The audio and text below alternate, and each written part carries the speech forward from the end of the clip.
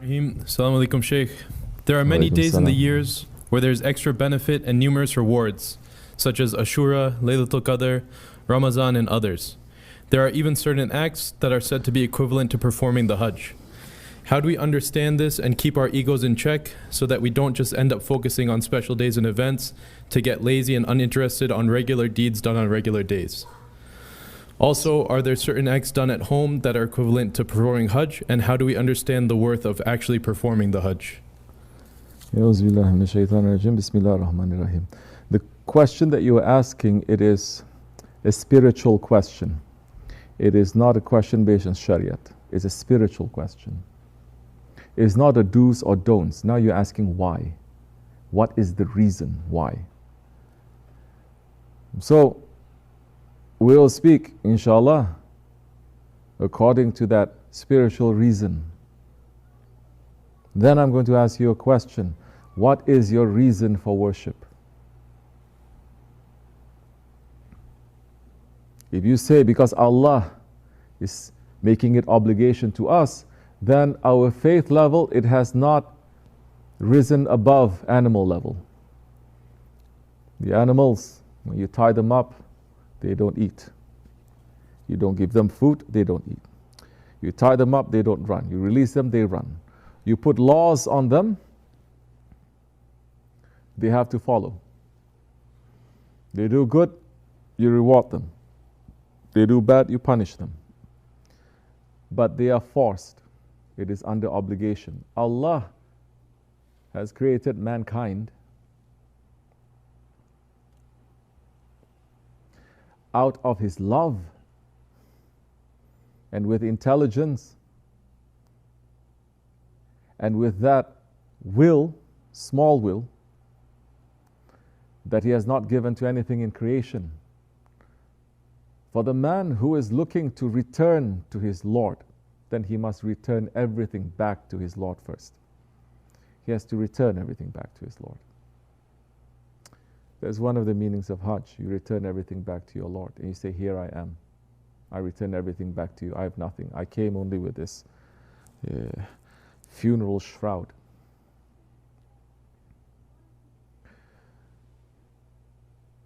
The one who is coming into a spiritual understanding of Islam, then he's going to say, why? It's not enough for me, for my spirit now. Because Allah is saying, I have to do, then I'm doing it. I'm better than that. Then it's not enough that because Allah is saying, if you do good, then I'm going to reward you. If you don't do good, then I'm going to put you to hell. I'm more than that. Allah subhanahu wa ta'ala deserves more than that. Then why are we worshipping?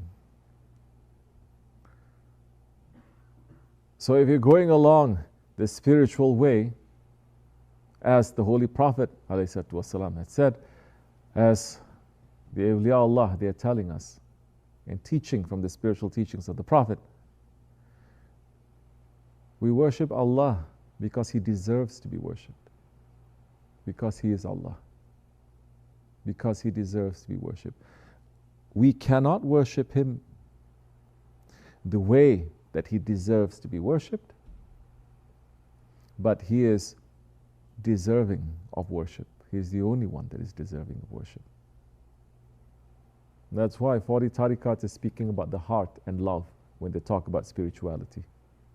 Because once you start to enter into that ocean a little bit of love, which every human being understands and they feel, male and female, young and old, they understand what is that love. And that love can be something that is low or something that is high.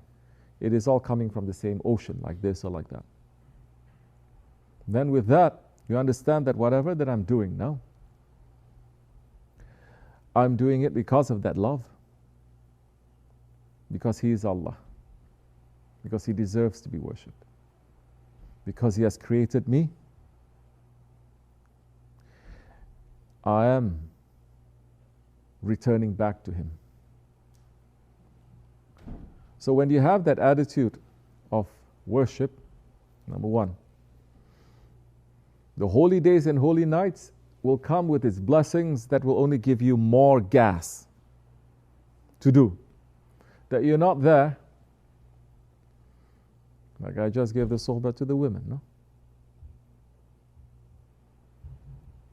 How many are going to spend whole day and whole night worshipping? And he asked them, why are you worshipping? Because I want to go to Jannah. Why are you worshipping? Because I want to get this, because I want to get this, more health, more this, every other kind of benefit. And I'm saying to the women, I've never met someone who says, I spend whole night, and I ask them, why is worshipping? Because I just want to be with Allah. I want to be with Him. Because He is always with me. As our Shaykh used to open the zikr every time, saying, Ya Rabbi, you're always with us. You're never forgetting us.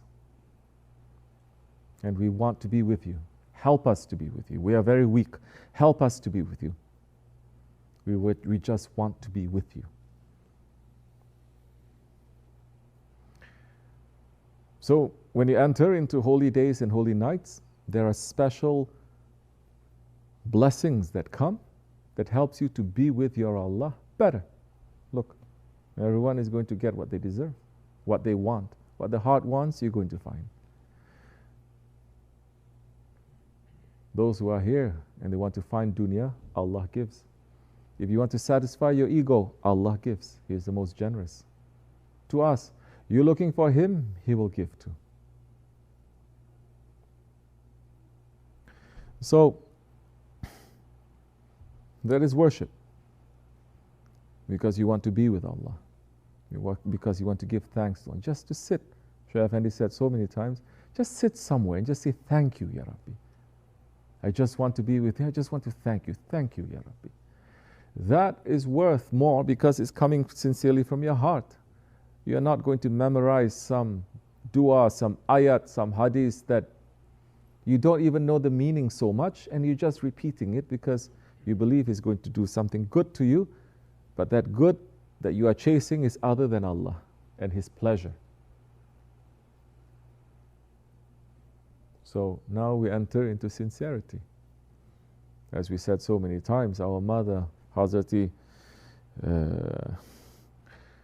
who? Rabiul Awwal, great saint, friend of Allah, was saying, I want to burn the paradises, and I want to put out all the fires of hell. And when they asked her why, and she says, because we only worship Allah to get to paradise. So I want to burn paradise. Because nobody is worshipping Allah because He deserves to be worshipped.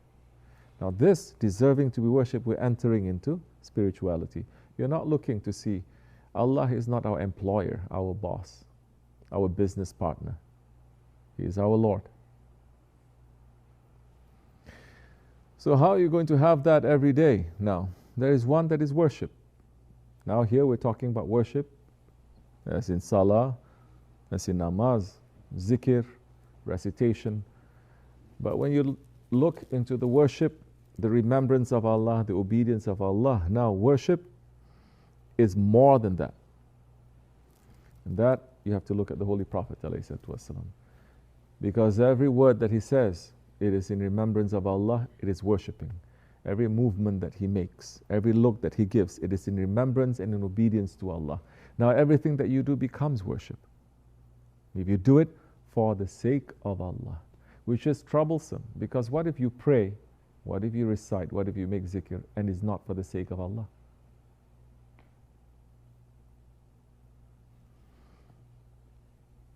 So you're happy, be happy for the sake of Allah. You want to spend time with your family, do it for the sake of Allah.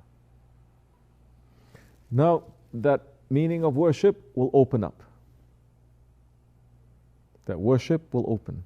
Because the aim of worship is to remember Allah. It is not to remember you and what you're going to get. It is to remember Allah, regardless of what happens. So that is the essence of worship, is to remember Allah. There are many who go to the Hajj to fulfill their desires, to fulfill their wishes. It is not for the sake of Allah. We say, Labaik Allahumma labaik, here I am. What does it mean when you say, here I am? It means you leave everything aside. What does that mean, you leave everything aside? You say, Allahu Akbar. It is the first movement in namaz. When you do that, you're throwing the dunya and everything out and you're remembering your Lord. In the Hajj, it's a very huge subject. The whole body, your whole self now, not just one movement that you're doing, you leave everything aside. You have already entered, when you enter into that ihram, it is to enter into death. Whereas in death, there's nothing there. Your Lord is there.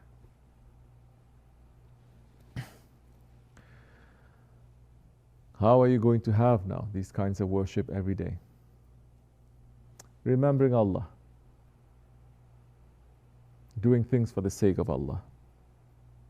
Now, there are many ways to worship, many ways to remember Allah.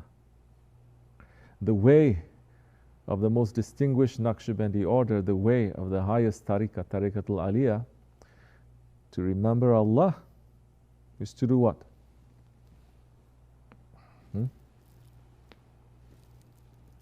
As the Prophet says, 1 hour of meditation, it is better than what?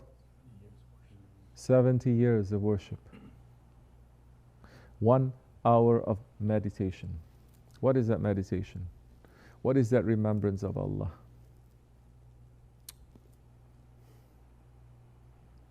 What is that remembrance of Allah? To remember Allah means, in this meditation, is not to remember your ego, yourself. So, the one who is fighting his ego for the sake of Allah now, not just to do something and eating and say, oh yeah, I'm doing this for the sake of Allah. You can do that. You're enjoying, you're running up and down for the sake of Allah. You're saying it and you're meaning it maybe. But now what it means to do something for the sake of Allah, it means that you don't do it for the sake of your nafs. Because nothing in existence is a partner to Allah. There is nothing to a partner to Allah. There is no partner to Allah. But the nafs is the only one who claims to be, not shaitan, not the mountains, not the galaxies, not the ant, not anything, except for our ego is making that claim that it is a partner to Allah. So now, when you are controlling that ego and you're fighting against to the nafs, you're not only remembering Allah, you are taking away that false partnership and you're saying la to that. You're saying la to who? Your ego. La to the ilaha illallah.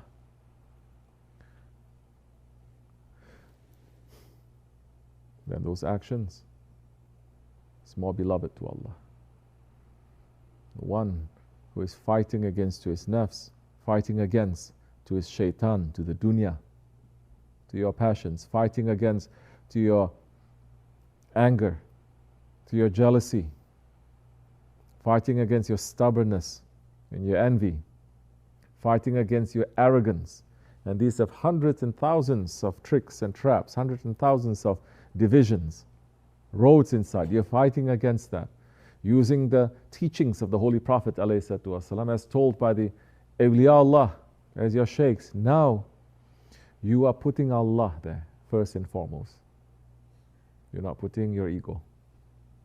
Then that time, that worship is very precious to Allah. It is very valuable to Allah. Now Shaykh puts it very simply. He's saying, the servant who gets up in the middle of the night, hating to get up, hating to renew his wudu, hating to pray, to worship, falling asleep, but fighting against that hate, fighting because that hate is coming from shaitan, coming from the ego, forcing himself, falling asleep and forcing himself, that servant and that action is very beloved to Allah, more beloved to Allah than a servant who stays up all night easily worshipping. So now we're talking about the struggle. We're talking about this biggest struggle. May Allah give us the power against our nafs, inshallah. May Allah make us to be successful in this struggle, inshallah. May Allah not let us to be fooled. May Allah let us to hold on tightly and to connect ourselves with our teachers, with our shaykhs, inshallah. and never to let us go. Fatiha. Amen.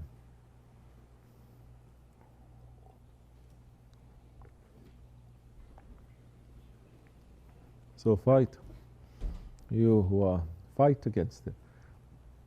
I'm saying, I've said this before, we understand. I know where you're coming from. I know if you're tired, exhausted, this and that. I can give you 70,000 excuses. You don't have to give me any excuse. We know. But what is it that we're trying to see? If you're giving in or if you're fighting. You're fighting, you don't pass very well, but you're still struggling. It's good. It's better than someone who's just giving in. First swipe, they just give in. Don't. The one who's on the spiritual way, he has to be a spiritual warrior also. Yes, we are weak, but we must fight, and that fighting gives us the power, inshallah.